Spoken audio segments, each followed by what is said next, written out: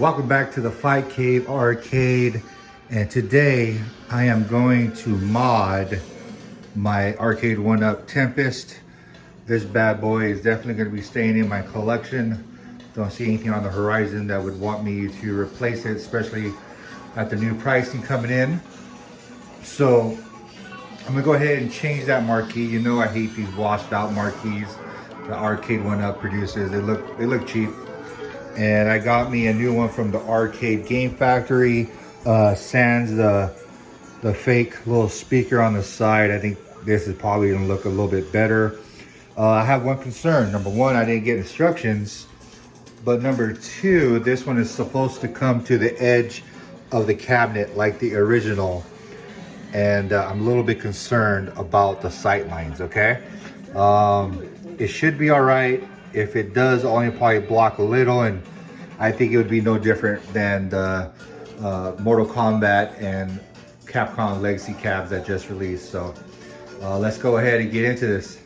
The first thing I'm gonna do is go ahead and remove the screw from the opposite side of the cabinet, in which I'm going to take off the panel. So I'm going to go ahead and remove this, lay this side down. I got a little table set up. I got a towel down, that way I don't scratch up the graphics, even though I think the graphics would hold up anyhow. I just like to be safe. So that's going to be my first. Okay, so I laid it down. I removed all the top screws on the right panel, but one of the things I forgot to do is remove the screws from the control deck. So I'll be doing that also. Okay, so I had to also remove the screws that connect the monitor to the side panel. I should remember that, but I didn't. And now I'm going to transfer the speakers to the new bracket that holds the speakers. Shouldn't be too much problems. We have 4 pre-drilled holes. There's nothing in the center like over here, but I don't think it'll be necessary. So let's go ahead and do this. Okay, speakers have been transferred to the new bracket, and it's pretty cool what they did with the LED strip. You don't have to really do it yourself. All you're gonna do is just place it right into this little notch they have, and it should slide right in. Do I have that backwards?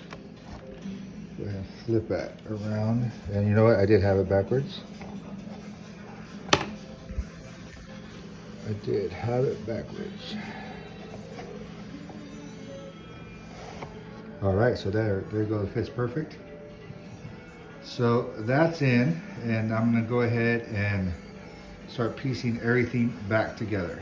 Okay, so where I got it lined up, it's gonna hit right at the screws, and I don't know if that's really going to be best because of the light that's going to go shine through there. So I don't think that's going to work at all. I'm going to try to do something different. Okay, this part is probably going to be the part that's the most difficult, and you want to make sure just to line it up correctly.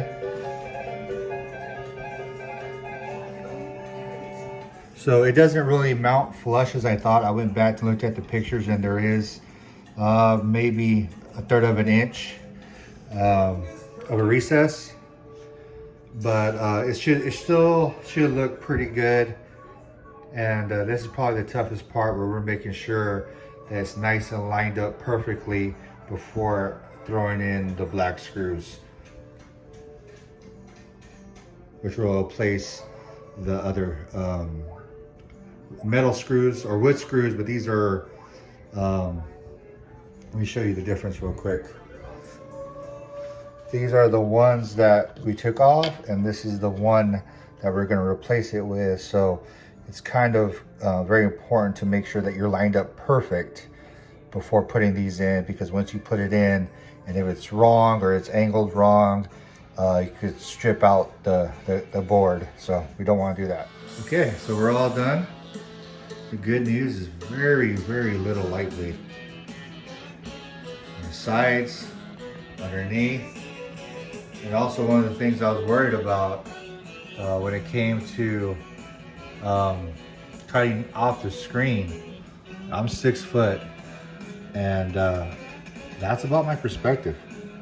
So not too bad. Very minimal visual issues. At least for me, I'm 6 foot. Maybe if you're 6'1", 6'2", it could be an issue.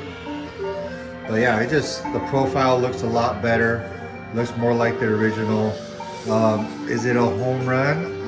It's a triple, maybe a double. Would I do it again? Absolutely. I think one of the issues is maybe because they had to stretch the image. It got a little bit grainy, or maybe it was just the poor quality of the original file. But the original would be at least this big, if not bigger. So it could have been done better. Maybe they had a better source material. But from distance, it looks really good. You know, it's not grainier than the Super Pac-Man on the Costco, that's for sure.